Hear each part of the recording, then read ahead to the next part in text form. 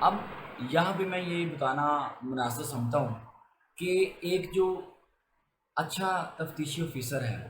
وہ کن چیزوں کو، کن باتوں کو مد نظر رکھتے ہوئے تفتیش جو ہے نا کرتا ہے۔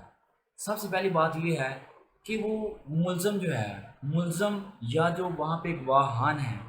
ان کا جو بیان ہے وہ سادہ زبان میں لکھتا ہے۔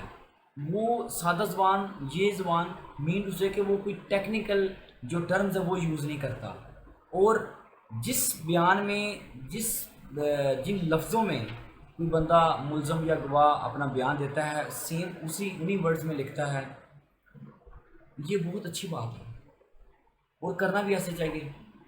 کہ اس کی اپنی جو ورڈنگ ہے اسی ورڈنگ میں جو ہے نا بیان اس کا ریکارڈ کرنا چاہیے، جو جس طریقے سے وہ بات کر رہا ہے۔ دوسرا یہ ہے کہ جو ایک اچھا انویسٹیگیشن آفیسر ہوتا ہے وہ انسانی نفسیات کا ماہر ہوتا ہے۔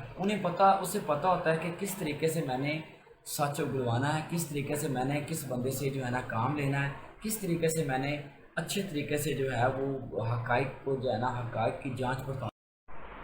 اسی طرح جو ایک اچھا انویسٹیگیشن آفیسر ہے اس کا ایک طرز عمل بہت آؤٹ اسٹینڈنگ قسم کا ہونا چاہیے۔ اسے ایک بات کرنے کا پتہ ہو، اسے چیزوں کو اگلوانے کا پتہ ہو، اسے انسانی رویوں کے بارے کا جو ہے نا ان کے بارے میں انسانی رویوں کا علم ہونا چاہیے کہ انسانی رویے کیا ہیں، کس طریقے سے جو ہے ہم ملزمان سے بات کر سکتے ہیں، کس طریقے سے بغیر مارے جو ہے ہم ان سے جو ہے نا اصل حقائق کیسے لے سکتے ہیں۔ اور جو ایک اچھا انویسٹیگیشن آفیسر ہے وہ براہ راست ملزمان سے یا گواہان سے سوال نہیں پوچھتا، براہ راست سوال پوچھنے نہیں چاہیے، انٹلیکٹلی آپ نے کویشچن پوچھنے ہیں، انٹلیکٹلی آرام سے سکون سے آپ نے پہلے اس کا مائنڈ میک کرنا، مائنڈ میک کرنے کے بعد آپ نے اس سے جو ہے نا کویشچن پوچھنے ہیں۔ ڈائریکٹ آپ کویشچن نہیں پوچھ سکتے، آپ یہ نہیں کہہ سکتے یہ تم نے کیا، بتاؤ تم نے کیا، ڈیفینیٹلی وہ کہے گا میں نے نہیں کیا۔ آپ نے اس چیز کو دیکھ کے سوچ کے سمجھ کے جو ہے نا اس سے براہ راست سوال نہیں کرنا۔ اچھا، جب ایک انویسٹیگیشن آفیسر کے سامنے ملزمان آتے ہیں، وہ شامل تفتیش ہوتے ہیں، تفتیش کے لیے وہاں پہ بیٹھے ہوتے ہیں، اگر تو ایک ملزم ہے تو اس کے طریقہ کار، اس کے اوپر انٹیروگیشن کا طریقہ کار مختلف ہے۔ اگر ایک سے زیادہ ہے تو کیا کرے، علیحدہ سیپریٹ ایک ایک ملزم کو بلائے، اس سے بات کرے، اس سے پوچھے کہ اگر تم سچ بولو گے تو تمہاری جو ہے نا اس میں جان چھوٹ جائے گی، اگر تم جھوٹ بولو گے تو تمہیں نقصان ہوگا۔ اس طریقے سے ایک ایک بندے سے کر کے اصل حقائق جاننے کی کوشش کرے، اصل حقائق جاننے کی کوشش کرے، اس کے جو بھی اس سے جو ہے انٹیروگیشن ہو رہی ہوتی ہے، جو بھی چیزیں وہ بتا رہا ہوتا ہے اس کو سائڈ پہ لکھی جائے، ٹھیک ہے۔ پھر یہ میں بات کر رہا ہوں کہ اگر ایک مقوبے میں ایک سے زیادہ ملزمان ہیں، اب دوسرے کو بلا کے اس سے بھی کویشچن کرے، اس کو سیدھے طریقے سے بتائے کہ اس سے پہلے میں نے جو بندہ آیا ہے، تو دوسرا جو آپ کا کو اکیوز ہے، میں نے اس سے پوچھا ہے وقوعے کے بارے میں، اس نے مجھے یہ کہا ہے کہ مجھے اس نے جو ہے نا آپ کے بارے میں بتایا اور آپ کو پھنسانے کی کوشش کی ہے۔ اب تم سچ بتاؤ تاکہ تمہاری جان جو ہے نا چھوٹ سکے، لیکن اگر تم جھوٹ کا سہارا لو گے تو یہ تمہاری بہت بڑی بیوقوفی ہوگی کہ تم جو ہے نا خود جو ہے نا اپنے آپ کو سزا کی طرف لے کے جا رہے ہیں۔ آپ جب اس طریقے سے اس سے بات کریں گے، اس نے کہنا یار اچھا وہ یہ بات کر کے گیا ہے، تو چلو میں اصل حقائق ہے میں بتاتا ہوں تاکہ میری جان چھوٹ سکے، اس نے تو سارا جو برڈن ہے وہ میرے اوپر ڈال دیا ہے۔ تو ایک انویسٹیگیشن آفیسر کو اس طرح کے ٹیکس یوز کرنے چاہیے، اور پھر جو تیسرا ہے تیسرے کے ساتھ بھی وہ اسی طریقے سے بات کرے، پھر جو چوتھا ہے چوتھے سے بھی اس طریقے سے بات کرے، تو آپ وہ دیکھے گا کہ اصل حقائق جو ہے نا اس کے سامنے آ جائیں گے، اس سے پتہ چل جائے گا کہ اصل جو بندہ ہے کس نے جرم کیا اور کس نے جرم نہیں کیا۔ اس طرح کے، اس لیے میں کہتا ہوں کہ جو ایک تفتیشی آفیسر ہے وہ بڑا آؤٹ اسٹینڈنگ، اسے انسانی رویوں کا پتہ ہو، اسے انسانی نفسیات کا علم ہو، وہ اس کا ایک بڑا ایک زبردست قسم کا ہونا چاہیے۔ اس طریقے سے یہ معاملات کو اس طریقے سے ہینڈل کیا جا سکتا ہے۔ علیحدگی میں ہر کسی کا بیان، جس طرح میں نے بتایا علیحدگی میں ہر کسی کا بیان ہونا چاہیے، ٹھیک ہے۔ اگر دوران تفتیش کوئی ملزم جو ہے کوئی انکشاف کرتا ہے تو اس چیز کے اوپر وہ اتنا زیادہ تفتیشی آفیسر خوش نہ ہو،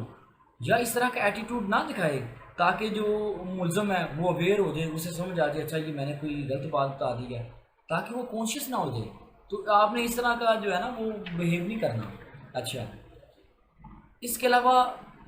ایک تفتیشی آفیسر ہے، یہاں پہ پاکستان میں یہ چیز بہت کم لوگوں کو پتہ ہے، اور موسٹلی تفتیشی جو افسران ہیں ان کو بھی نہیں اس چیز کا پتہ کہ تفتیشی آفیسر کے سامنے کوئی بندہ اگر جھوٹ بولتا ہے تو وہ بذات خود جو ہے نا وہ ایک جرم ہے، اور اس کی باقاعدہ جو ہے نا سیپریٹ جو ہے نا ایف آئی آر ہوگی۔ تو جب انویسٹیگیشن میں کوئی ملزم سے تفتیش کرے یا کوئی گواہ اس سے تفتیش کرے تو اس کو بتا دے کہ جناب اگر آپ جھوٹ بولیں گے اور آپ کا اگر جھوٹ ثابت ہو گیا تو آپ کے اوپر ایف آئی آر ہو جائے گی۔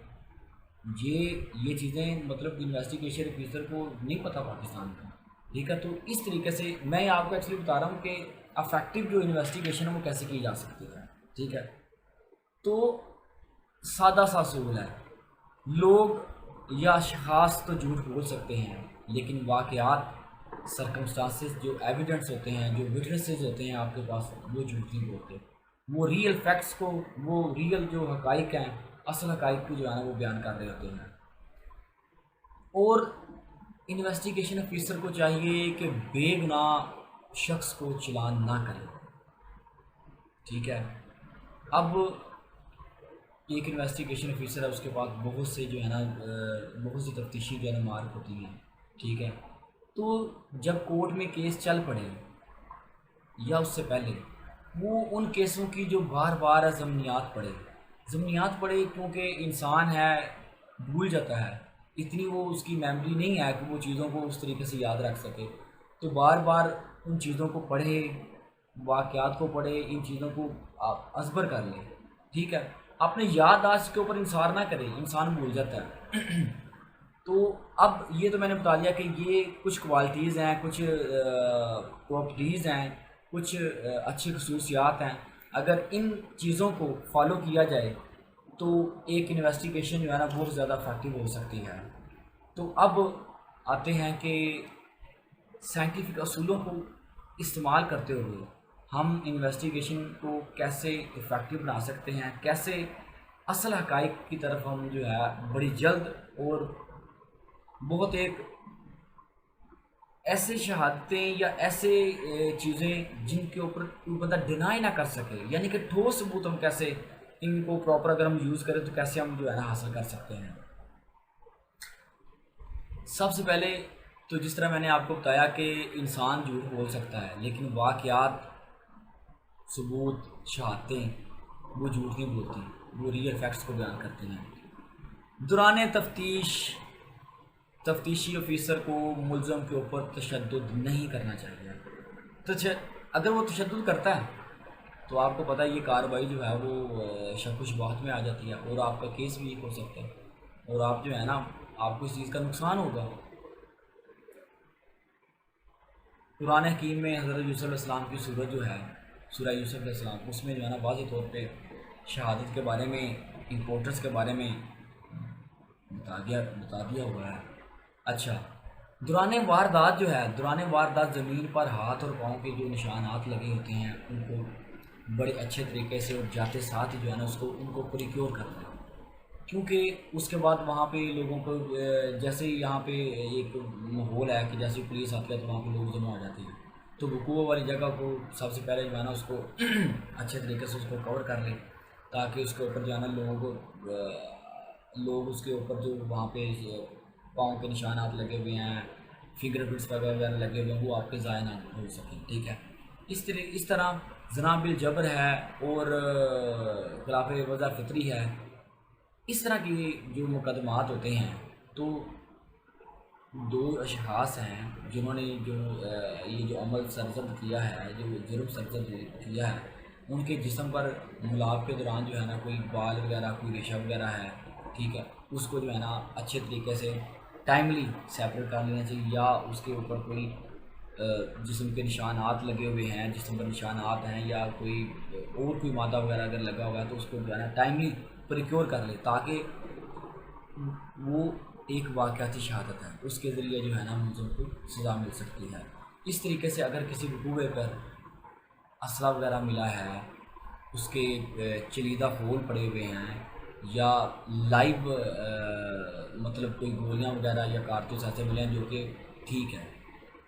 زندہ ہیں، ٹھیک ہے، تو ان کو وہاں سے کلیکٹ کرے، ان کی جو ہے نا فردات بنائے۔ جیسا کہ ہم بات کر رہے ہیں کہ ہم سائنٹیفک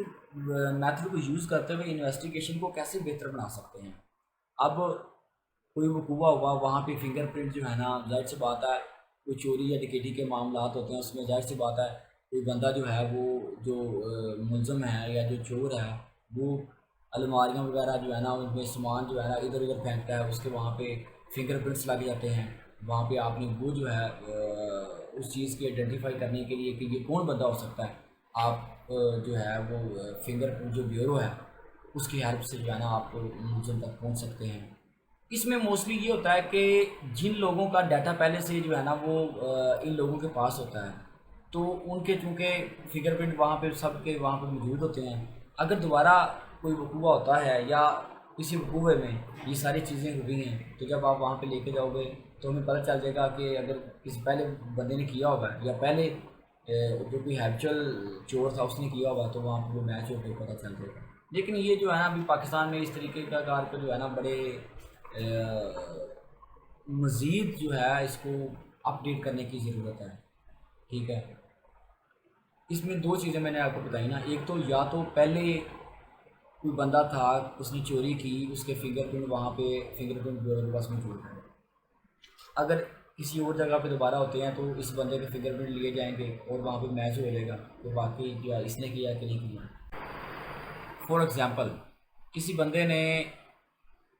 کسی دوسرے بندے کو اس کے گلے میں رسا ڈال کے یا کوئی چیز سے اس کو جو ہے نا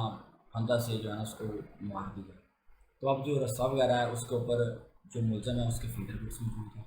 ٹھیک ہے، وہاں پہ جو ہے نا اس رسے سے جو ہے نا فنگر پرنٹ جو ہے نا کلیکٹ کر لینی چاہیے، ٹھیک ہے۔ پھر اس کے بعد جو ہے نا مکمل تفتیش کی طرف جب جاتے ہیں تو وہ اگر بندہ پکڑا جاتا ہے یا جس کے اوپر شک ہوتا ہے یا جس کی طرف جو ہے نا واقعاتی شہادت جاری ہوتی ہے اس کے بھی آپ فنگر پرنٹ لے لیں۔ فنگر پرنٹ جب لے لیں گے اور جو رسے کے اوپر فنگر پرنٹ تھے اور اس بندے کو جو پکڑا گیا اس کے اگر وہ میچ ہو گئے تو اس کا کیا مطلب ہے کہ واقعی ہی وہی بندہ تھا جس نے یہ جرم سرزد کیا ہے۔ اب آ جاتے ہیں فرانزک سائنس لیبارٹری۔ اب اس میں کیا ہوتا ہے، اس میں کیا ہوتا ہے کہ آپ نے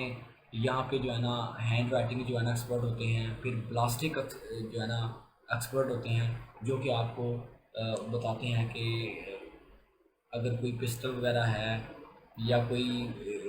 ہول وغیرہ ہے وہ اس چیز کی آئیڈینٹیفائی کرتے ہیں کہ واقعی یہ جو ہول وغیرہ ہے یہ اسی گن سے نکلا ہے یا وہ جو گن کہا جا رہا ہے کس واقعے میں یوز ہو گئی ہے کیا واقعی وہ قابل استعمال ہے کہ نہیں ہے۔ تو یہ ساری چیزیں یہ والے جو محکمہ ہے فرانزک سائنس جو لیبارٹری ہے وہ ہمیں اس چیز کے بارے میں بتاتی ہے۔ تو اس طریقے سے جو ہے نا انویسٹیگیشن جو ہے نا بہت زیادہ افیکٹو ہو جاتی ہے۔ اب جب دونوں کے فنگر پرنٹ جو ہے نا دونوں جگہ سے فنگر پرنٹ میچ ہو گئے تو اب کوئی چیز رہ جاتی ہے اس کو کنوکٹ کرنے کے لیے نہیں رہ جاتی۔ پھر ایک اور جو ہے نا سائنٹیفک میتھڈ لیبارٹری ہے کیمیکل ایگزامینر۔ کیمیکل ایگزامینر جو ہوتا ہے کسی وقوع میں خون وغیرہ یا شراب وغیرہ یا خون وغیرہ چرس وغیرہ بھنگ وغیرہ کو جو ہے نا وہاں سے کلیکٹ کیا جاتا ہے اور جو ہے نا اس چیز کو آئیڈینٹیفائی کیا جاتا ہے کہ واقعی یہ اس میں کیا کتنی اس میں جو ہے نا صداقت ہے، کتنی یہ ہائی لیول کی ہے، یا اس میں آپ کہہ سکتے ہیں کہ جو خون ہے واقعی خون جو ہے وہ انسان کا خون ہے، اور جو شراب ہے شراب کی کیا جو ہے نا انٹینسٹی ہے۔ تو یہ ساری چیزیں جو کیمیکل ایگزامینر جو ایک محکمہ ہے وہ آپ کو یہ ساری معلومات دیتا ہے اور جو انویسٹیگیشن ہے اس کو مزید سمپل کر دیتا ہے۔